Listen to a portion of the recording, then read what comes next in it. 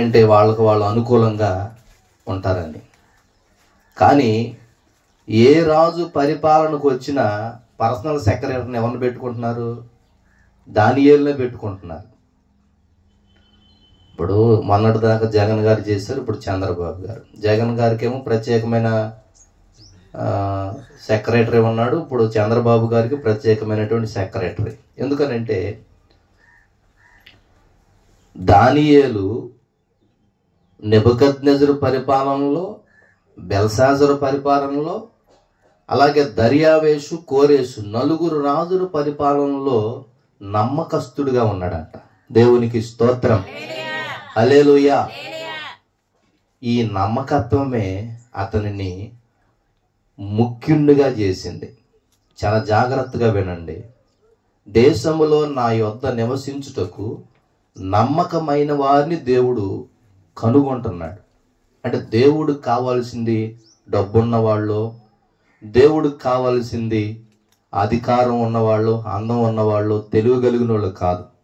దేవుడికి కావాల్సింది ఎవరంటే నమ్మకస్తులు కావాలి. దేవునికి స్తోత్రం. చూడండి, ఆ నమ్మకత్వమే నిన్ను ఉన్నతమైనటువంటి స్థితికి తీసుకెళ్ళద్ది. మన తెలివితేటల వల్ల మనం ఒక మంచి స్థితిలోనికి వెళ్ళం. దేవుని దగ్గర ఉండేటువంటి నమ్మకత్వాన్నే దేవుడు మనల్ని ఉన్నతమైనటువంటి స్థితిలోనికి ఎగబాగేటట్లుగా చేస్తుంది. ఇక్కడ రాయబడి ఉంది చక్కగా.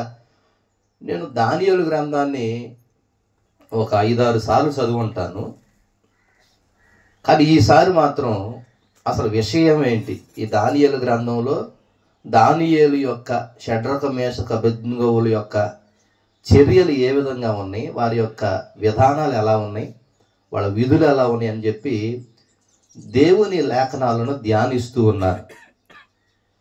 నేను అనుకున్నాను, నేనేమనుకున్నానంటే అందరూ బబులోనికి సంబంధించిన వాళ్ళే రాజులు అనుకున్నాను. కానీ ఇవాళ తెల్లారుజామున దేవుని వాక్యం చదువుతున్నప్పుడు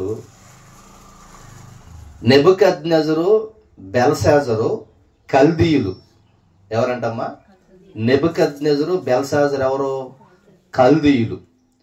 దర్యావేషు మాదీయుడు, కోరేసు పారసీకుడు. దేవునికి స్తోత్రం.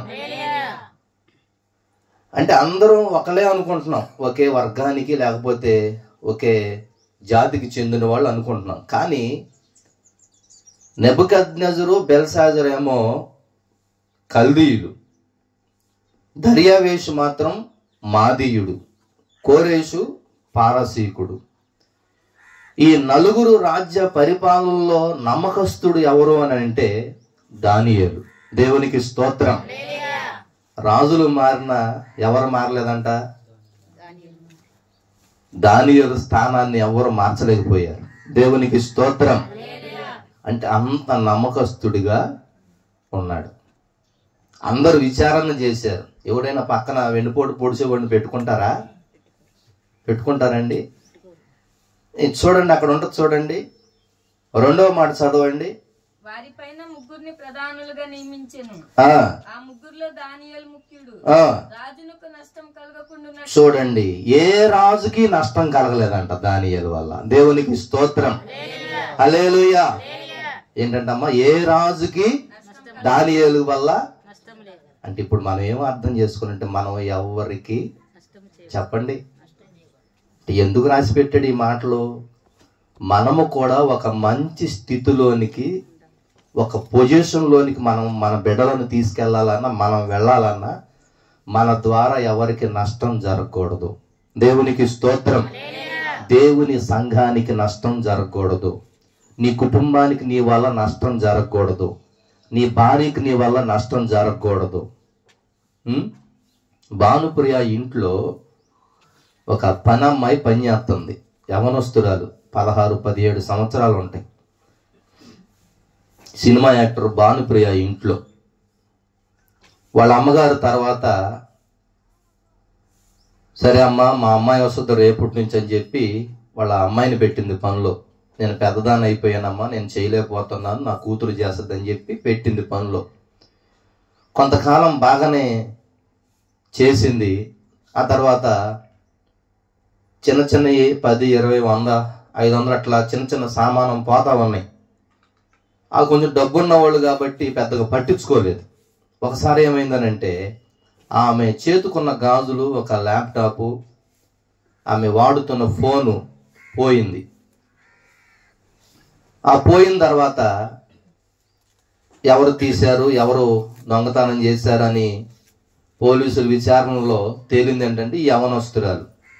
ఈ యవనస్తురాలను తీసుకెళ్లి జైల్లో పెట్టి విచారణ చేస్తున్నారు. ఎందుకు చేసావనంటే మా అమ్మ రోజు ఏదో ఒక దొంగతనం చేయమని నన్ను ప్రేరేపించిందండి. చూడండి, బిడ్డ భవిష్యత్తు ఎవరి వల్ల నాశనం అయిపోయింది? ఈ రోజున తల్లిదండ్రుల వల్ల బిడ్డల జీవితాలు నాశనం అవుతున్నాయి. మీ ప్రమేయం లేకుండా వాళ్ళు ఏమో నాశనం అవరు. దానియేలు రాజునకు ఏ నష్టమో కలగలేదు దానియేలు వల్ల. కాబట్టి నీ బిడ్డలకు నా వల్ల ఏం కలగకూడదు? నష్టం రాకూడదు. చాలా జాగ్రత్తగా వినండి. ఈ రోజున కొంతమంది వల్ల దేవునికి అవమానం వస్తుంది, దేవుని యొక్క సంఘానికి అపకీర్తి వస్తుంది. ఎందుకంటే దానియేలు ప్రథముడుగా ముఖ్యుడుగా ఉన్నాడనంటే దానియేలు యొక్క నమ్మకత్వం. నమ్మకమైన వాడికి మెండుగా దీవెనలు కలుగుతాయి అని వాక్యం చెబుతుంది. కానీ మనం ఏం చేయలేకపోతున్నాం? ఎన్ని చెప్పినా, ఎన్నిసార్లు దేవుడు గద్దించి హెచ్చరించి మనలను దేవుని మార్గంలో నడపాలని ఎన్నిసార్లు పురుకొల్పు మాటలు మాట్లాడినా ఆ మాటలను ఈ చెవితో విని ఈ చెవితో వదిలేస్తున్నాం. ఈ సంవత్సరంలో నువ్వు దేవుని దగ్గర నమ్మకంగా ఉంటే, నేను దేవుని దగ్గర నమ్మకంగా ఉంటే మన స్థితిని, మన పరిస్థితులను దేవుడు హెచ్చించునుగాక. ఆమేన్. అట్లా దేవుడు హెచ్చించాలంటే ఇప్పుడు ఏం చేయాలి? మనం దేవుని దగ్గర నమ్మకంగా ఉండాలి, నమ్మకంగా ఉండాలి. దానియేలు నమ్మకస్తుడండి. నెబుకద్నెజరు పరిపాలనలో, బెల్షాజరు పరిపాలనలో, దర్యావేసు కోరేసు పరిపాలనలో నమ్మకస్తుడుగా ఉన్నాడు. ఈ రోజున డబ్బు కొంచెం పెరిగితే, లేకపోతే కొంచెము ఉద్యోగములో కొంచెం స్థాయి పెరిగితే, లేకపోతే ఒకవేళ జీతం పెరిగితే, లేకపోతే బంధువులు పెరిగితే ఏమైపోతుంది? పరిస్థితులన్నీ తారుమారైపోతున్నాయి. వ్యక్తిత్వం కోల్పోతున్నాం. వ్యక్తిత్వాన్ని ఎప్పుడు కోల్పోకూడదు. క్యాష్ కంటే క్యారెక్టర్ ముఖ్యం, డబ్బు కంటే వ్యక్తిత్వం ముఖ్యం. దేవుడికి కావాల్సింది డబ్బున్న వాళ్ళు కాదు. వాక్యం చెబుతుంది, బలవంతులను సిగ్గుపరచుటకు దేవుడు బలహీనులను ఎన్నుకున్నాడనంట. ఎన్నిక లేని వారిని దేవుడు ఎన్నుకున్నాడనంట. ఎన్నికైన వారిని పక్కన పెట్టాడనంట. ఎవరిని ఎంచుకున్నాడు? ఎన్నిక లేని వారిని, జ్ఞానులను సిగ్గుపరచుటకు బుద్ధిహీనులను దేవుడికి కావాల్సింది జ్ఞానం కలిగినోడా, తెలివి కలిగినోడా, బలం కలిగినోడా, అధికారం కలిగినోడా కాదు. దేవుడికి కావాల్సింది ఎవరనంటే నమ్మకస్తులు కావాలి. దేవునికి స్తోత్రం. అసలు బబులోను దేశానికి దానియేలు వెళ్ళినప్పుడు ఎవరంటే దానియేలు అని అంటే బానిసగా కొనిపోయిన వాడు దానియేలు. బానిసగా కొనిపోబడినటువంటి దానియేలు రాజు తర్వాత రాజు స్థానంలో ఎందుకు వెళ్ళాడు? ఒక బానిసగా వెళ్ళినటువంటి, చెరకొనిపోయినటువంటి దానియేలు రాజు తర్వాత రాజు స్థానంలో ఉన్నాడు. కారణం ఏంటంటే అతని నమ్మకత్వం, దేవుని దగ్గర నమ్మకత్వం. రక్షణ పొందిన వాడు ఎట్లా ఉండాలి? నమ్మకంగా ఉండాలి. ఎప్పుడంటే రక్షణ పాత్రను చేతపుచ్చుకుని యెహోవా నామమును బట్టి ప్రార్థన చేయాలన్నట్టు. రక్షణ పాత్రను ఎక్కడ పడితే అక్కడ పెట్టకూడదండి. రక్షణ పొందినవాడు విలువగా, అంటే ఎంత గొప్ప రక్షణ అన్నాడు అంటే మనం పొందుకున్నది వెలకట్టలేనిది. ఎవ్వరు ఎంత చెల్లించినా అంత గొప్ప భాగ్యం దొరకదు. ఒకవేళ వెలకట్టి చెల్లిస్తే ధనవంతుడు పరలోకానికి వెళ్ళిపోయేవాడు. ఎందుకంటే అంత ధనం ఉంది ధనవంతుడి దగ్గర. కానీ ధనం ద్వారా దేవుని రాజ్యాన్ని ఏం చేయలేరు? స్వతంత్రించుకోలేరు. మరి దేని ద్వారా దేవుని రాజ్యాన్ని మనం స్వతంత్రించుకుంటామనంటే కేవలం నమ్మకత్వం ద్వారా. దేవునికి స్తోత్రం. 2, 1, 5, 10 తలాంతులు ఇచ్చాడు ప్రభు. ఒకటికి 1 తలాంతు, రెండవది 2 తలాంతులు, మూడవది 3 తలాంతులు, ఇంకొకటి 5, 10 తలాంతులు. ఎవరి సామర్థ్యము చొప్పున దేవుడు వారి వారి తలాంతులను కొలిచి ఇచ్చాడు. 2 తలాంతులు కలిగిన వాడు మరో 2 సంపాదిస్తే దేవుని ఎదుట నిలవబడ్డాడు. వెళ్ళి, అయ్యా నువ్వు నాకు 2 తలాంతులు ఇచ్చావు కాబట్టి ఇదిగో మరొక 2 తలాంతులని అడిగినప్పుడు దేవునికి జవాబు చెప్పినప్పుడు ఆయన ఒక్క మాట అన్నాడు, బల నమ్మకమైన మంచి దాసుడా, ఈ మిక్కిలి కొంచెములో నువ్వు నమ్మకంగా ఉన్నావు కాబట్టి ఇదిగో 2 పట్టణాల మీద నిన్ను అధికారినిగా నియమిస్తున్నాను అన్నాడు. దేవునికి స్తోత్రం.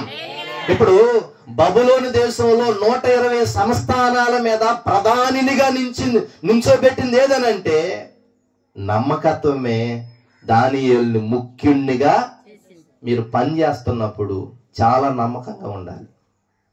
ఎవరు చూస్తలేదని చెప్పి అనుకుంటే ఎవరు చూస్తున్నారు? అది చూస్తున్నారనే భయం. దేవునికి స్తోత్రం. అమ్మాయి తల్లి ప్రేరేపణ బట్టి రోజుకు ఒక సామానం కొట్టుకెళ్ళిపోతుందంట. కొంతమంది చర్చికి వచ్చి పాత చెప్పులు అక్కడ పెట్టేసి కొత్త చెప్పులు వేసుకెళ్ళిపోతారు. దొంగ మంద అండి. ఏంటిది? అరిగిపోయిన చెప్పులు వదిలిపెట్టేసి కొత్త చెప్పులు వేసుకెళ్ళిపోతారు. అసలు బుద్ధి ఉందా? ఆడి దరిద్రం వీడికి పట్టుకుంటది. ఇక అట్లా వేసుకెళ్ళకూడదండి. కష్టపడి లేకపోతే ఉన్న వాటిని తృప్తిపడు.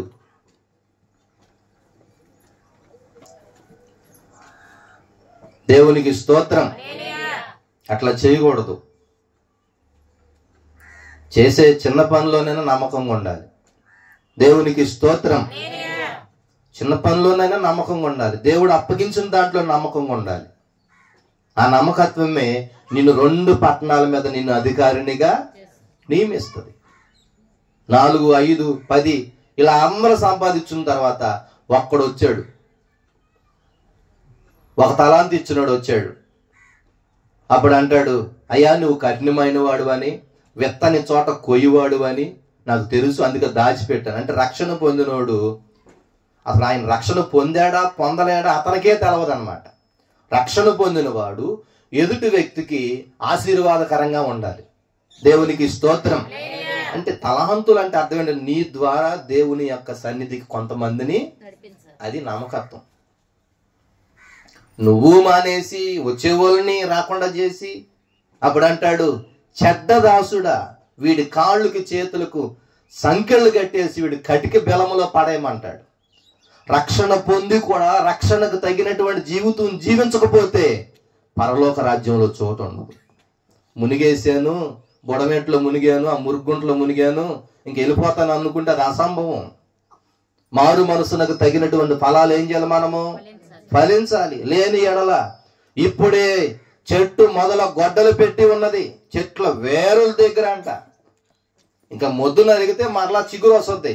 ఎక్కడ పెట్టాడంట? గొడ్డలే వేరుల దగ్గర. ఇంకా మొలవడానికి అవకాశాన్ని దేవుడెవడు? నువ్వు రక్షణ పొందిన ఆ సంవత్సరం నుండి ఈ సంవత్సరం వరకు ఎంత నమ్మకంగా ఉన్నావు? నీ ద్వారా దేవునికి మహిమ వచ్చిందా? నీ ద్వారా దేవునికి అవమానం వచ్చిందా? నీ ద్వారా దేవుని దగ్గరికి కొంతమంది అయినా వచ్చారా? నీ ద్వారానే కొంతమంది ఆగిపోయారా? అపనమ్మకస్తుడుగా ఉన్నావా, నమ్మకస్తుడుగా ఉన్నావా అనేది మనల్ని మనం ఆత్మ విమర్శన చేసుకోవాలి. మనలను మనం పరిశీలించుకొనని ఎడల తీర్పు పాలవుపోతామంట. దేవునికి స్తోత్రం. మనలను మనం ఏం చేసుకోవాలన్నట్టమ్మా? పరిశీలించుకోవాలి. అసలు ఏంటి, నేను ఎలా ఉన్నాను? వాక్యం అర్థం లాంటిది. అర్థంలోకి వెళ్ళి నా ముఖం చూసుకుంటే నాకు అర్థమవుద్ది. నా ముఖంలో ఏమైనా తేడా కనపడుతుందా? ముఖం ఏమైనా ఒళ్ళిపోతుందా? ముఖం తేజస్సుగా ఉందా? నేను ఎలా ఉన్నానని చెప్పి అర్థంలోకి వెళ్ళి చూసుకుంటే అర్థమైపోద్ది. అట్లాగే వాక్యములో వచ్చేసరికి నీ ఆత్మీయ జీవితంలో నువ్వు ఎలా ఉన్నావో అర్థమవుద్ది. దానియేలు ముఖ్యుడిగా ఉన్నాడనంట. కారణం ఏంటనంటే అక్కడ రాయబడి ఉందో చూడండి, 3వ మాట ఒకసారి చదవండి. ఈ దానియేలు ఎవరంటమ్మా? ఈయన బుద్ధి కలిగిన వాడంట. మామూలు బుద్ధి కాదు, ఈయన అతి శ్రేష్టమైన. దేవునికి స్తోత్రం. ఇంకొక మాట చెప్పాలని, చేమకూర అపకారం చేయనటువంటి మనస్తత్వం దానియేలుది. అందుకని నీ శాకాహారమే తిన్నాడంట. ఏంటిదంటమ్మా? దానియేలు మాంసాహారి కాదు, శాకాహారి. ఎందుకనంటే చీమకు కూడా, మనమేమో మొక్క. ఏంటిది? మొక్కలేందే దేకతో. అతి శ్రేష్టమైన బుద్ధి కలిగినోడు అంటే దానియేలు. ఎందుకనంటే ఆయన చీమకు కూడా అపకారం చేయనివాడు. దేవునికి స్తోత్రం, హల్లెలూయా. అతి శ్రేష్టమైన బుద్ధి కలిగిన వాడు అంట. బుద్ధి కలిగిన వాళ్ళు ఇల్లు ఎట్లా ఉంటదమ్మా? బుద్ధిమంతుడు ఇల్లు ఎట్లా ఉంటది? వాన రాని, వరద రాని, గాలి విసురు కొట్టని ఆ ఇల్లు బండ మీద కట్టబడింది కాబట్టి ఆ ఇల్లు నిలుచుద్ది. కాబట్టి దానియేలు అందరి రాజ్య పరిపాలన, 4 రాజుల పరిపాలనలో ఎందుకు నిలిచి ఉన్నాడనంటే అతి శ్రేష్టమైనటువంటి బుద్ధి కలిగిన వాడు దానియేలు. దేవునికి స్తోత్రం. అయ్యా, ఆడు మనిషి అయితే మంచోడే గాని చెప్పండి, అప్పుడప్పుడేనయ్యా కుక్కలాగా కకుర్తి పడతాడు. బుద్ధి ఏమైపోయింది? మొక్క చూడంగానే యజమానుణ్ణి మర్చిపోయింది. ఇప్పుడు కుక్కలను ఎందుకు పెంచుకుంటారంటే మామూలుగా ఇంటికి కాపలా ఉండడానికి, దొంగోడు వచ్చినప్పుడు మొరగడానికి, ఎలర్ట్ అంటే దొంగోడు వచ్చాడని చెప్పడానికి, ఒక సమాచారాన్ని చెప్పడానికి కుక్కను పెంచుకుంటారు. ఈ తెలుగు వాళ్ళు ఏం చేస్తారు? వత్త ఒక మాంసం 2 మాంసపు మొక్కలు తెస్తాడు. ఎందుకనంటే బయట పెట్టుంటది కుక్క ఉంది జాగ్రత్త అని. ఓహో, కుక్కకి ఏం చేయాలి ఇప్పుడు? దీన్ని బుద్ధి మార్చాలని అంటే మొక్క వేయాలి. కాపలా కాయాల్సిన కుక్క ఇప్పుడు మొక్కకి ఏమైపోయింది? తోక ఊపేసింది, మొరగటం మానేసింది. దొంగోడు వెళ్ళాడు, ఇంట్లో వాడిని చంపాడు, ఇల్లంతా ఆగమాగం అయిపోయింది. ఇప్పుడు ఏమైపోయింది? కుక్క బుద్ధి మొక్క దగ్గర ఏమైపోయింది? బయటపడిపోయింది. కొంతమంది యొక్క బుద్ధి డబ్బు దగ్గర బయటపడిపోతుంది. కొంతమంది బుద్ధి పరిస్థితులను బయటపడిపోతుంది. కొన్ని పండుగలతో కొంతమంది ఆగరు, కోడి పందాలకు వెళ్ళిపోతారు, తాగుబోతులతో కలిసిపోతారు, ఆగలేరు. దురద, ఆ దరిద్రం అంతా ఇంట్లోకి తీసుకొస్తారు. ఆ దరిద్రం అంతా పిల్లలకు అప్పచెప్తారు. ఆగలేరండి వీళ్ళు. ఒక మాట చెబుతున్నాను వినండి. దానియేలు గ్రంథం ఒకసారి చూడండి. 5వ అధ్యాయములో మొదటి మాట చదవండి. రాజుకు బెల్షెజరు తన అధిపతుల్లో 1000 మందికి గొప్ప విందు చేయించి ఆ 1000 మందితో కలుసుకుని ద్రాక్షారసం త్రాగుచుండెను. కానీ ఇక్కడ ఒక ఆయన లేడు. ఎవరనంటే దానియేలు లేడు. దానియేలు లేడు అక్కడ. బెల్షాజర్ ఏం చేపించాడంట అండి? గొప్ప విందు చేపించాడు, తాగుబోతులు విందు అది. కానీ దానియేలు అక్కడ చెప్పండి లేడు. ఎందుకు లేడండి అంటే అది ఏ విందు చెప్పండి? త్రాగుబోతులు విందులు. ఇప్పుడు పెద్ద ఆయన తాగబట్టేగా కుర్రాయనకి అలవాటు అయ్యింది, పెద్దోడు ఎలబట్టేగా కుర్రోడికి అలవాటు అయ్యింది. ఈ రోజున కుర్రోళ్ళు ఎందుకు చెడిపోతున్నారు? పెద్దోళ్ళని చూసే, తండ్రిని చూసే కొడుకు. తాత తాగిన ముంత ఎక్కడ ఉందంటే ఇంకా వాళ్ళు అంటించిన దరిద్రాలన్నీ ఇప్పుడు మనవాళ్ళకి, వాళ్ళు అంటించిన దరిద్రాలన్నీ కొడుకులకి. రేపొద్దున మీ పిల్లలకు కూడా అప్పచెబుతారు ఆ దరిద్రాన్ని. ఈ త్రాగుబోతుల విందులో దానియేలు లేడు. ఎందుకంటే దానియేలు శ్రేష్టమైన బుద్ధి కలిగినోడు, బుద్ధిహీనుడు కాడు. మొక్కేసినప్పుడు బుద్ధి మార్చేసుకున్న కుక్క లాంటి స్వభావం కలిగిన వాడు. సింహాల మధ్యకు వెళితే దానియేలు సింహాలు కూడా భయపడి అంట. దేవునికి స్తోత్రం, హల్లెలూయా. సింహాల మధ్యకు వెళ్తే దానియేలు సింహాలు కూడా ఏమైపోయినాయి? భయపడిపోయినాయి. దేవునికి మహిమ కలుగును గాక, దేవునికి మహిమ కలుగును గాక. అక్కడ రాయబడి ఉంది, ఒకసారి చూడండి. 2వ మాట, 5వ అధ్యాయం 2వ మాట.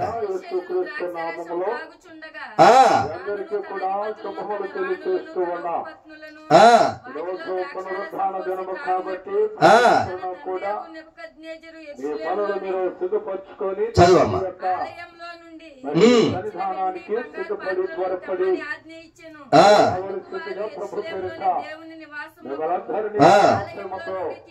ఆహ్వానిస్తూ ఉన్నాం. ఏ ఒక్కరిని కూడా నిర్లక్ష్యంగా కానీ, అశ్రద్ధగా కానీ, వాడుకగా కానీ, నామకర్థంగా కానీ 22వ మాట నుంచి చదవమ్మా.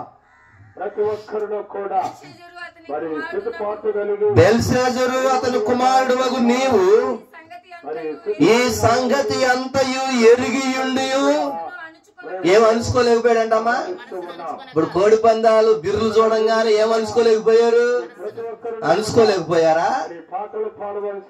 బిర్రులు మీకు దిగిస్తాడు ఈ సంవత్సరంలో. దేవుని శక్తి ముందు మానవ శక్తి ఏ పాటుదండి? దేవుడిని ఎగతాళి చేస్తున్నారు అనుజనుల మధ్యన. దేవుడు లేడని బుద్ధిహీనులు ఏం చేస్తున్నారంట? తమ హృదయమును గర్వం. ఈ బెల్షాజరు ఏం అలుసుకోలేకపోయాడంట? మనస్సును ఏం చేయలేకపోతున్నారు? అలుసుకోలేకపోతున్నారు. పాపము పేటరేగిపోతుంది. చాలా మంది ఏర్పరచబడిన వారు కూడా పాపవాది చేత మోసపుచ్చబడుతున్నారు. చాలా మంది మోసపుచ్చబడుతున్నారు. మనసును అలుసుకోలేకపోతున్నారు. చదవండి. పరలోకమందున్న ప్రభువు మీద నిన్ను నీవే హెచ్చించుకుంటివి. ఎట్లనగా నీవును నీ అధిపతులను నీ రాణులను నీ ఉపపత్నులను దేవుని ఆలయ సంబంధం సకల ఆశీర్వాదాలకు కారణభూతుడు మా ప్రియ తండ్రి, ఇక్కడ ఏమని రాయబడి ఉందంటే, నీవును నీ అధిపతులను నీ రాణులను నీ ఉపపత్నులను దేవుని ఆలయ సంబంధముకు ఉపకరణములలో ద్రాక్షారసము. అమ్మ చాలా జాగ్రత్తగా ఉండి. దేవుని మందిరములు ఉపకరణములు చాలా జాగ్రత్తగా వినండి. దేవుని మందిరములో ఏంటి అంటమ్మా? బంగారపు పాత్రలు, వెండి పాత్రలు. ఇప్పుడు దేవుని మందిరములో ఉన్నటువంటి బంగారపు వెండి పాత్రలు ఎవరనంటే మీరే, మనమే. చాలా జాగ్రత్తగా వినండి. ఈ వెండి పాత్రలో ఏమి రాకూడదు చెప్పండి? ఈ వెండి పాత్రలో ఏమి రాకూడదు అని అంటే అక్కడ రాయబడదు చూడండి. నీ మనస్సు అణుచుకొనక పరలోకమందున్న ప్రభువు మీద నిన్ను నీవే హెచ్చించుకుంటివి. ఎట్లనగా నీవు నీ అధిపతులు నీ రాణులు నీ ఉపపత్నులు దేవుని ఆలయ సంబంధమగు ఉపకరణములలో దేవుని బిడ్డలు. అక్కడికి వెళ్ళిపోతే ఆ ద్రాక్షారసం మీ హృదయంలో పోయబడితే ఇప్పుడు ఏమవుతుంది చెప్పనా? ఈ సంవత్సరము ఎవరైతే కోడి పందాల బిరుల్లోకి వెళ్ళారో దేవుని వేలుతో ఒక శాసనం రాశాడు. చాలా జాగ్రత్తగా వినండి. ఎక్కడ పడితే అక్కడికి వెళితే దేవుడు ఊరుకుంటాడు అనుకుంటున్నారా? ఏమి పడితే అవి చేస్తే దేవుడు ఊరుకుంటాడు అనుకుంటున్నారా? చేతకాని వాడు అనుకుంటున్నారా? అర్థం చేసుకోండి. దేవుని ఆత్మ మాట్లాడుతూ ఉంది. నువ్వు ఎక్కడ పడితే అక్కడికి వెళ్ళిపోయి మనస్సు అడుసుకోకుండా ఉంటే నీకు తీర్పులు వెలబడితే జాగ్రత్త. నువ్వు దేవుని మందిరంలో ఒక ఉపకరణాన్ని, నువ్వు దేవుని మందిరంలో ఒక ఉపకరణాన్ని, నువ్వు దేవుడు తీర్పు తీస్తే నీ నా బ్రతుకు ఏమైపోతుందో తెలుసా? ఏమైపోతుందో తెలుసా? ఒకసారి చదవండి, కిందకి చదవండి. 24వ మాట చదవండి.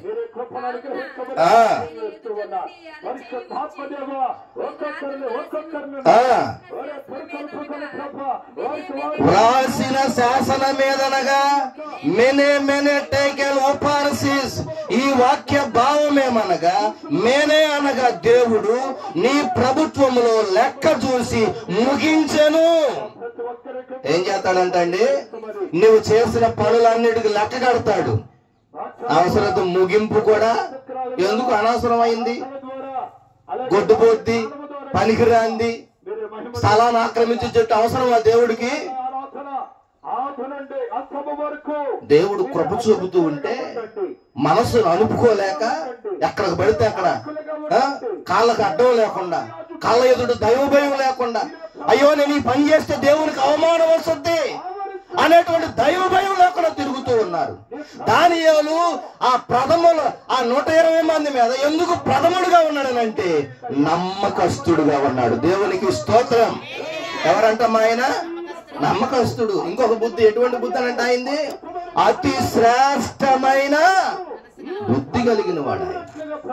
అతి శ్రేష్టమైన బుద్ధి అండి అయింది. అతి శ్రేష్టమైన బుద్ధి. ఇట్లాంటి దుర్మార్గపు సేవ చేసే వాళ్ళు కూడా తీర్పు పలుకుతాడు. జాగ్రత్త. కక్ష చేత సేవ, మిషము చేత సేవ,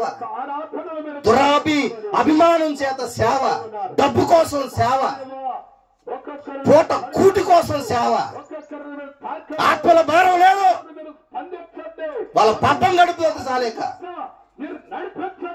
దుర్నీతి చేత సత్యమును అడ్డగించు సమస్త భక్తిహీనత మీద దేవుని కోపం పరలోకం నుండి బయలుపరచబడద్దేగా. దేవుడు తీర్పు తీరిస్తే దాన్ని రద్దు చేయగలిగిన వాళ్ళు ఎవరూ లేరు. ఒకటే మార్చగలదండి, ఒక్కటే మార్చగలదు. ఏంటంటే తగ్గించుకుని దేవుని పాదాల దగ్గర కూర్చుని మా పాపములు క్షమించయ్యా అంటే దేవుడు కృప చూపుతాడు. దేవునికి స్తోత్రం. ఏం చేస్తాడనంటే దేవుడు కృప చూపుతాడు. అత్యంత కృప కలిగిన దేవుడు, క్షమించడానికి సిద్ధ మనసు కలిగిన దేవుడు ఆయన. దేవునికి మహిమ కలుగును గాక. కాబట్టి దేవునికి వ్యతిరేకంగా మనం తిరిగి ఒక మాట చెప్పనా, మనిషికి వ్యాజ్యం ఉంటే దేవుడి దగ్గరికి వెళ్తే న్యాయం తీరుతాడు. అదే దేవునితోనే విరోధం పెట్టుకున్నాం అనుకో, ఎవరు న్యాయం చేయలేరు. కాబట్టి మనస్సు నిలుపుకోలేక ఏవో లోకంలో ఆకర్షణలు ఉన్నాయని, అందాలు ఉన్నాయని చెప్పి ఎక్కడ పడితే అక్కడ తిరగబాకండి. దేవుని కృపను ధిక్కరించుకుని రెక్కల క్రింద నుండి బయటికి వెళ్ళిపోబాకండి. ఎందుకంటే సాతానుగాడు ఎవరిని మృంగుదుమా అని ఏం చేస్తున్నాడు? వాడు తిరుగుతున్నాడు. కృపలో ఉన్న నమ్మకస్తులుగా ఉండండి. దేవుడు మనల్ని దీవించును గాక. ఆమేన్. ప్రార్థన చేసుకుందాం.